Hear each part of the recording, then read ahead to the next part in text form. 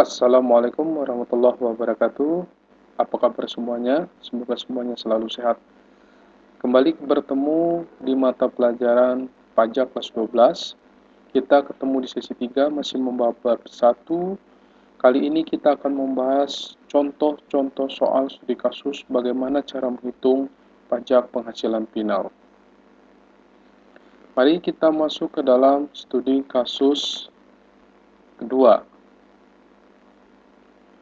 Contoh soal. Pada tanggal 12 Februari 2014, Tuan Agung membeli 10 lembar sertifikat deposito di Bank Mandiri dengan nominal 5 juta, masing-masing 5 juta. Jangka waktu 6 bulan dengan bunga 12% dan pajak 20%. Hitunglah pajak yang dipotong Bank Mandiri untuk Tuan Agung.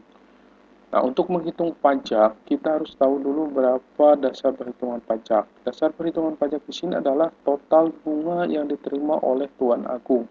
Berarti kita hitung dulu berapa bunga yang diterima Tuan Agung. Nah, Tuan Agung membeli 10 lembar, masing-masing nominal 5 juta dikalikan sama dengan 50 juta. Jatuh temponya 6 bulan, berarti bunga yang diterima oleh Tuan Agung adalah 6/12 dikali 12% dikali 50 juta sampai dengan 3 juta rupiah. Nah, kemudian kita hitung berapa pajak PPh final yang harus dibayar, yaitu sama dengan 20% dikali 3 juta rupiah, maka pajaknya adalah 600.000 rupiah. Kalau ditanyakan berapa nominal bersih bunga yang diterima oleh Tuan Agung, berarti yang diterima bersih 3 juta dikurang 600.000 sama dengan 2.400.000 rupiah. Studi kasus ketiga, kita akan menghitung simpanan deposit on call. Deposit on call ini adalah simpanan jangka pendek, paling sedikit 3 hari, paling lama 30 hari. Nah, di sini Rina menerbitkan deposit on call 200 juta pada tanggal 4 Maret, dicairkan 12 Maret. Berarti ada selang waktu selama 8 hari. Biasanya aturan di perbankan kalau akan mencairkan deposit on call harus konfirmasi 3 hari sebelumnya. Bunga 4% per bulan. Pajaknya adalah 20%. Maka kita berapakah pajak yang harus dibayar oleh Rina? Kembali kita cari DPP-nya dulu. DPP-nya adalah besar bunga yang diterima oleh Rina. Bunga sama dengan 8 dibagi 360 dikali 4% dikali 200 juta, hasilnya 177.777,78 rupiah. Dari mana 8/360? Itu adalah waktu simpanan dari tanggal 4 Maret sampai tanggal 11. Karena tanggal 12 sudah tidak dihitung karena sudah dicairkan. 8/360. Karena ini sifatnya harian, maka pembagiannya juga harus harian. Dalam 1 tahun dibulatkan menjadi 360 hari. Sehingga 8 ini sama dengan 8 hari per 360 hari. Nah, hasilnya adalah 177.000 sekian. Berapa pajaknya? Tinggal dikalikan 20%, yaitu hasilnya 35.555 rupiah.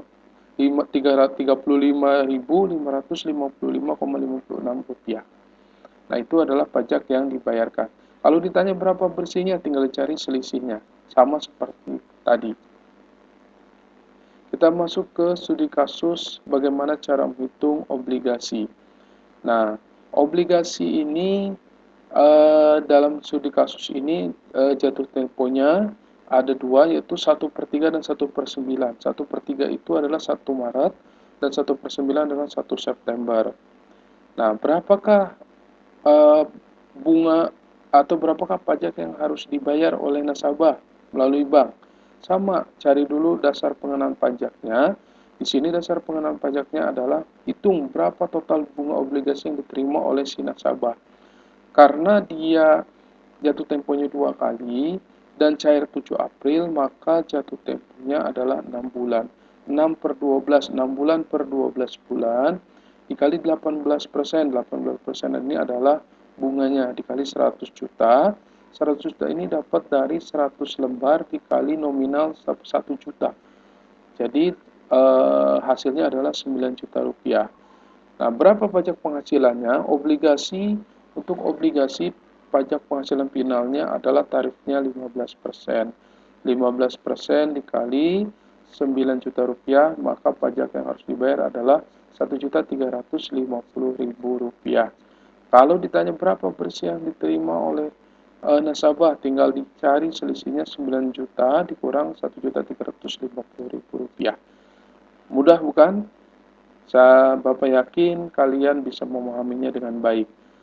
Nanti dalam soal ujian atau ulangan, Bapak tidak akan menyebutkan berapa besar bunga deposito di soal atau berapa besar bunga deposito bersangka. Tolong dihafalkan tarif PPA final ini. Oke, kita akan masuk ke dalam contoh berikutnya. Terima kasih. Assalamualaikum warahmatullahi wabarakatuh.